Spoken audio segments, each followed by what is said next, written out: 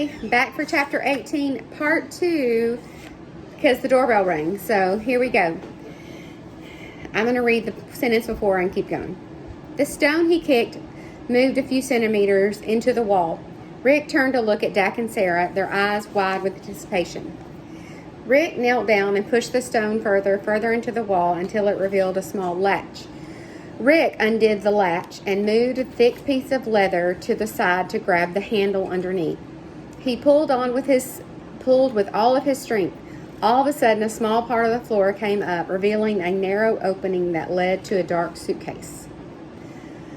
They all looked at each other, and Sarah repeated, "Deep, deeper, deepest." A dark staircase. I don't know if I said suitcase. A staircase down. "This is amazing!" Dak shouted. "I should have been an architect." The four of them climbed down the narrow stairs, one at a time, Rick now holding Maria's candle to light the way. When he got to the bottom, he held up the candle and scanned the small room. There was an odd wooden desk and a chair. The walls were full of glyphs. The shelves around the desk were covered with rusted lockets and antiqued paintbrushes. "Oh, wow," Sarah said behind him. "What?" Dak said. Rick followed Sarah's eyes to the floor, underneath where there was a full skeleton. His eyes grew big and he walked over to it and leaned down to get a better look with the candle. There was an open locket near the skeleton's hand.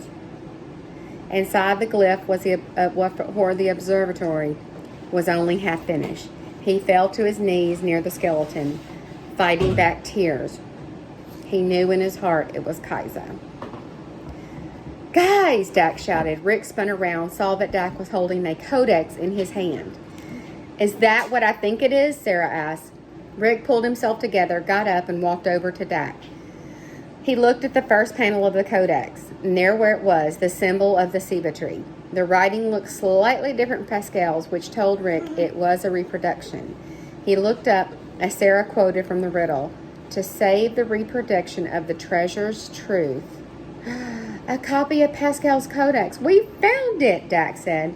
He took the candle from Rick and circled all the way around the room. "Do you know how incredible this is? There probably hasn't been another living soul in this place for hundreds and hundreds of years. At least since she kicked the bucket, right?" He pointed to the skeleton. "I'd assume if anyone found her, they'd have given her a proper burial." "I can't believe it," Maria said. "All along, this has been under my feet." Rick took the candle from Dak and put it in the candle holder on the wall. Now the entire room was dimly lit. "You guys," Sarah said, pointing at the far wall. "I just found a glyph etched into the stone near this handle. Can you read it, Rick?" Rick moved closer to her and read the glyph. "It's an exit," he said.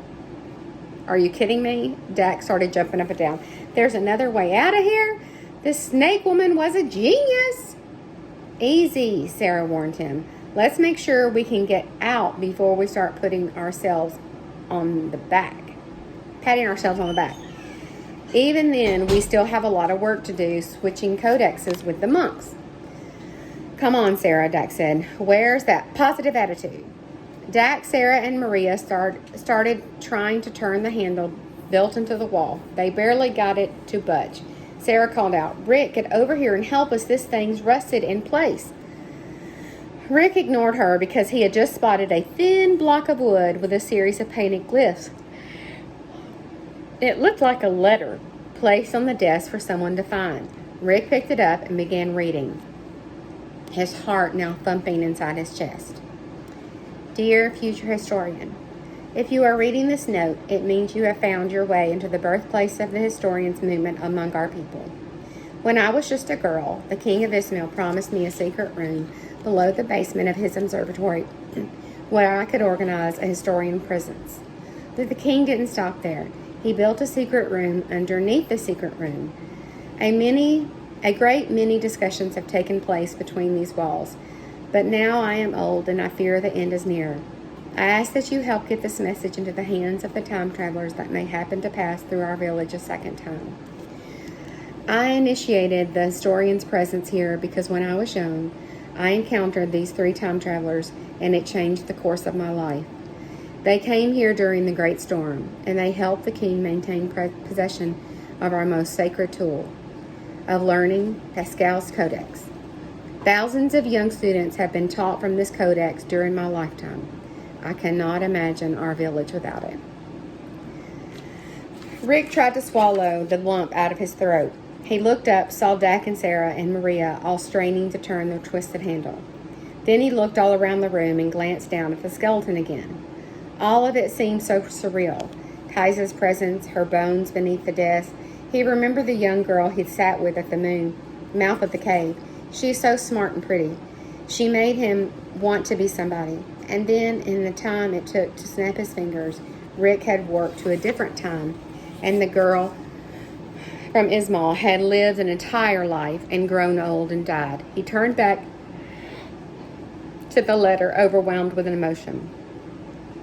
All my life, I've longed to do something special. When I was young, I believed it was art and jewelry, but that changed when I met the time travelers. They arrived with one mission, to save the world, and I realized one day that I could help them by continuing their work. I have been a defender of scholars and a scholar myself. I have traveled to faraway villages with a message of peace and cooperation. I have warned all the Mayans to stay vigilant and to oppose the SQ whenever they might appear out on our shores. The small group of young people I have trained now refer to me as Anka, after the goddess of motherhood. Even though I have never had children of my own, the name stuck. Most of them went off to other villages to extend our presence. I have done this for over 50 years now. It is my legacy.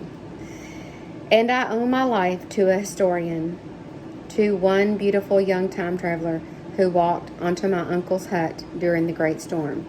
Rick, come on, Sarah shouted. We got this bad boy. We got to get this bad boy open, Dak shouted. No thanks to you. Rick stood up from the letter and saw Dak, Sarah, and Maria slowly pulling the door. Behind it, he saw another set of narrow staircases. 1 second, he managed to call out from them, and then he turned to the last paragraph of the letter. Please, future historians, if you ever happen across these 3 time travelers, deliver this message to the one named Rick. Tell him my life would never have been what it is if I hadn't spent those 3 days with him.